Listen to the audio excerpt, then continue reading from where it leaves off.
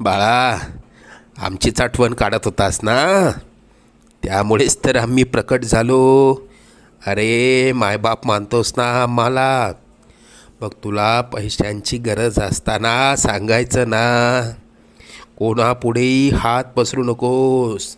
लोक 2-4 हजारांची मदत करतीलही, पण तुझ्या मागे सर्वांना तुझी मजबुरी हसत सांगतील.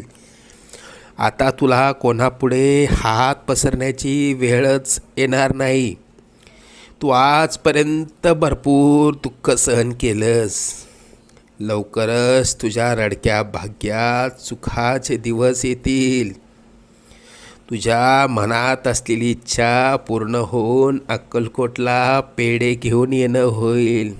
येशील ना आम्हाला भेटायला अक्कलकोटला? सगळं मनात